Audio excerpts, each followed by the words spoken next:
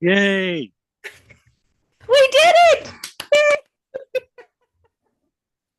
Just took a little perseverance and 46 minutes. But it worked. Okay. Well, London Blue here, and I'm excited to be talking with a friend of mine who has donated an amazing piece. Again, this particular piece is going to go to help Chris and Gail Lentz. Again, they are the St. Albans couple who recently lost their home this past spring in a tornado that hit St. Albans, West Virginia, and literally destroyed their entire home. So they are still displaced, and so we are still rallying to raise funds for them. And yeah, and Clayton, I'll let you take it away. If you could introduce yourself and tell us what you do.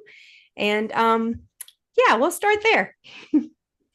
Okay. Well, my name is Clayton Spangler. I'm a photographer. I've been doing this since 1984. Um, I take photographs professionally all around the country. Anything commercial, editorial.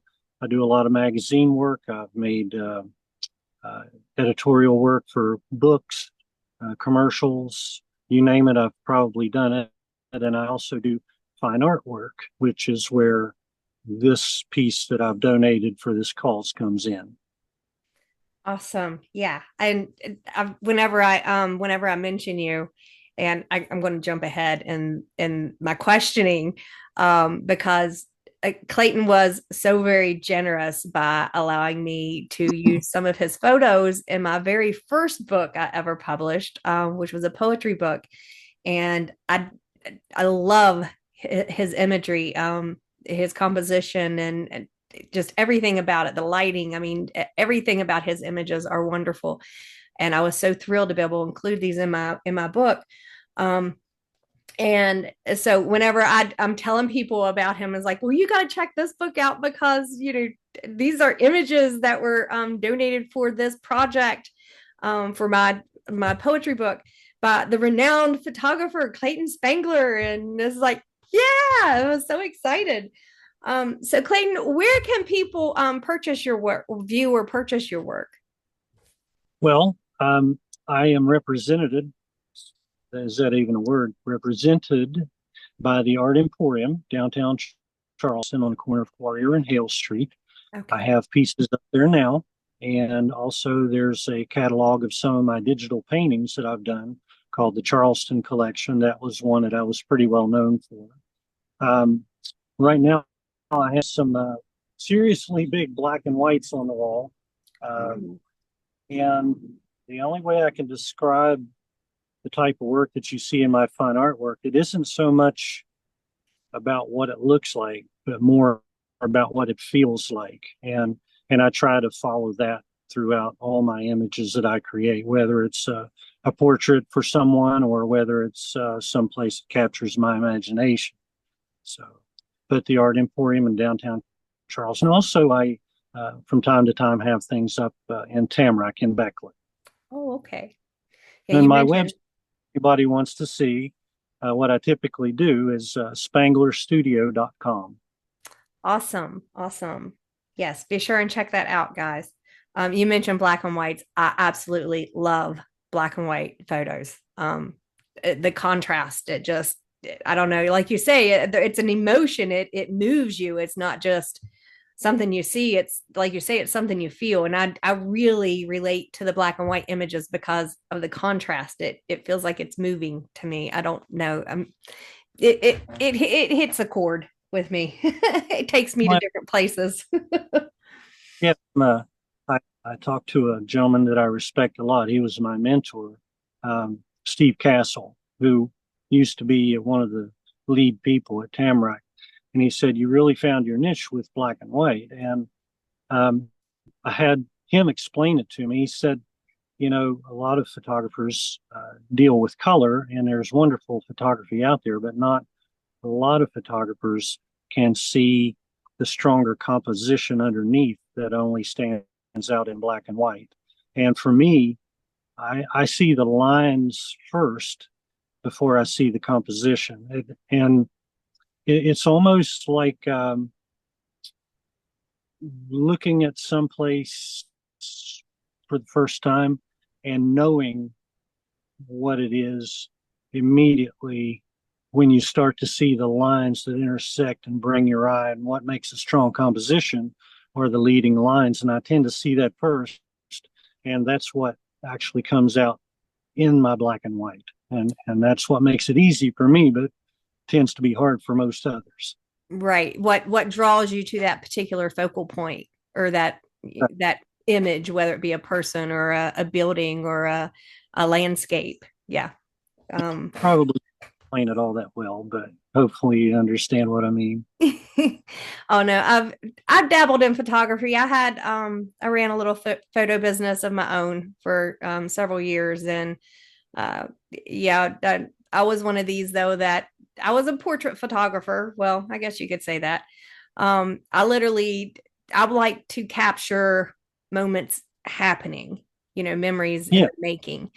And I did some of the studio type stuff with portraits, and the posed and positioned and prim and proper with the studio lights and all that jazz. But I tell you, my favorite photographs that I got were like the bride running down the stairs, or I literally remember one image that I absolutely adored. Was I was taking pictures of a family on a playground, and I remember laying down on the ground underneath the swing to get that shot of the little girl who was swinging on her belly up in the air, just to so the things that we go to, the different extremes that I would go to, and I'm sure you do too, that put yourself in awkward or extremely uncomfortable and sometimes dangerous positions to capture that one great shot.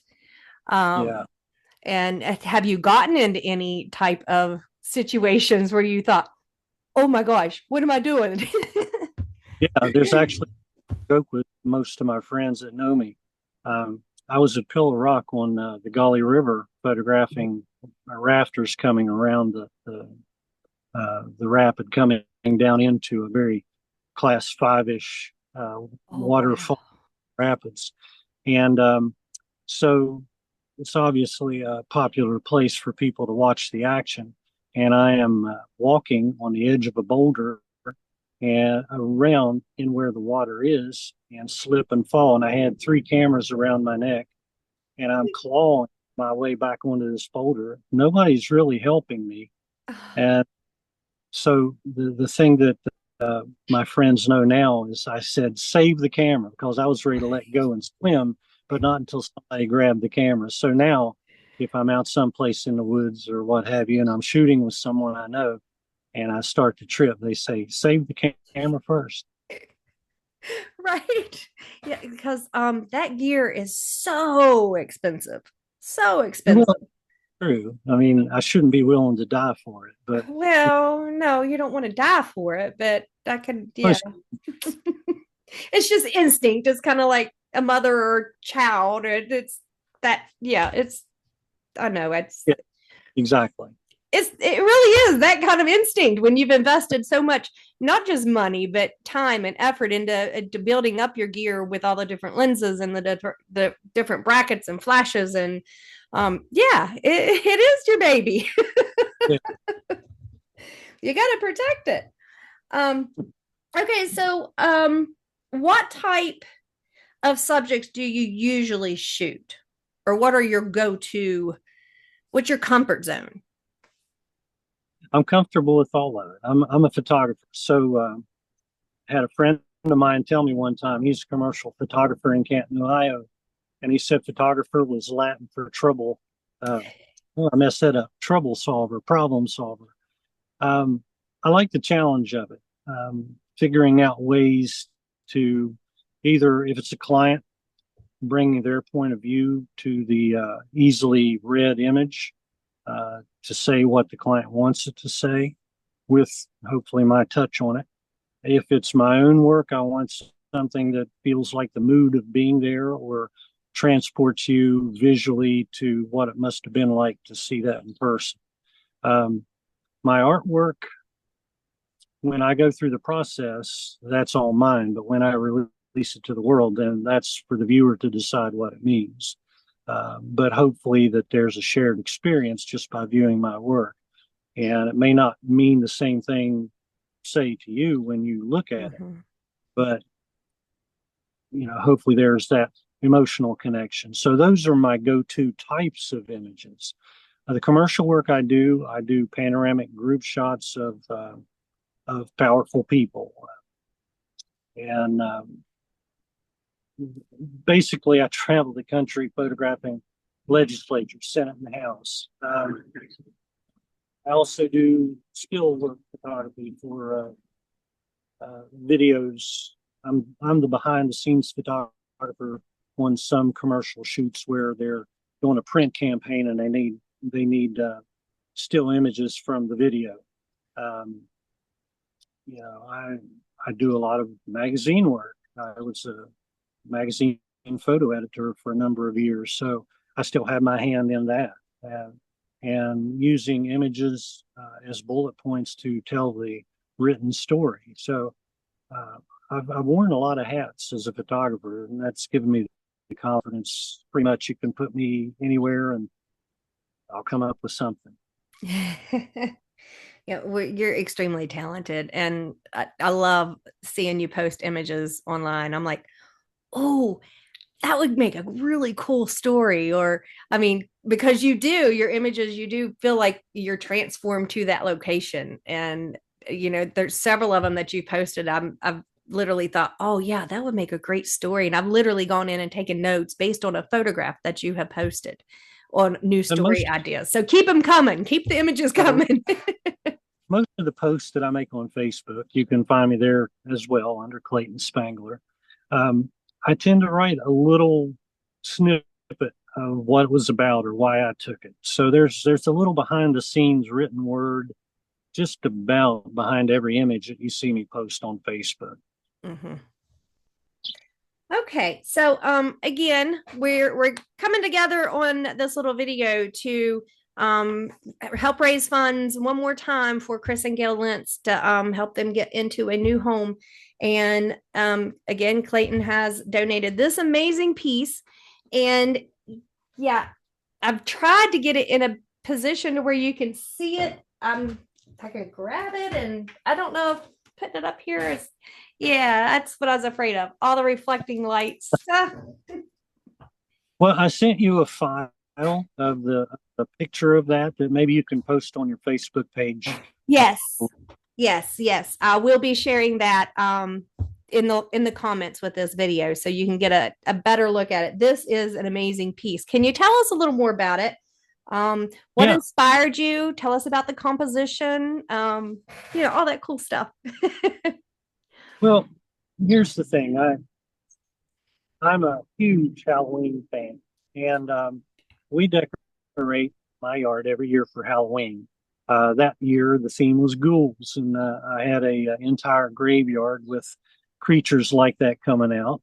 Um, and I always try to document what we've done, how it looks, and sort of how it feels to be there. So I've got 5 fog machines going at one time. I've got uh, sometimes I'll have friends come over dressed up and I'm trying to think of what they call those, but they scare the kids. And I'm dressed up. I might have skull and crossbones on, or I might be a ghoul, or I've been Frankenstein and all kinds of creatures handing out candy. And when I started, um, it was we started getting things from Spencer's back when you could get really cool things. They were foam molded, everything. The really good stuff before Spirit really took over. And I visit Spirit stores every year too, just to see what's new and what I can add to my collection. But the kids that we first started trick or treating here at the house now have grown up. They've brought their kids back. Their kids are bringing their grandkids, and it's just so fun. And we might have a couple of hundred trick or treaters in this area that I live. Uh, they all know the Halloween house, and so that's where this image came from. Is I was experimenting with gels, different color gels with my flash, um, fog machines going, and just trying to move around like you talked about, getting a different angle to accentuate what was there to make a straight on shot didn't look the same as it does from three quarters and then Right. low down. So that's what I come up with. The image that you have in your possession was originally made exclusively for art mayors. That's been a while back. Um, so it was in a like a juried show. There's only one like it. This is it. I'm not making any more prints of it. So whoever ends up with this gets an exclusive Clayton Spangler Halloween print. One of my favorites. And I've kept Awesome. time for myself until you had a worthy charity and cause, and then I felt like it needed to find a new home. Awesome. That is exciting. So because this is an exclusive piece, um, an original, Clayton Spangler original, um, if you were to put a price dollar value price on it, what would you say that it should start at? I mean, what would I you, if you were going to sell this in a studio? If I were to sell it retail, it would be $500. There you go, guys. You heard it. $500 portrait or photo up for grabs. Exclusive. Yes, yes, yes. Awesome.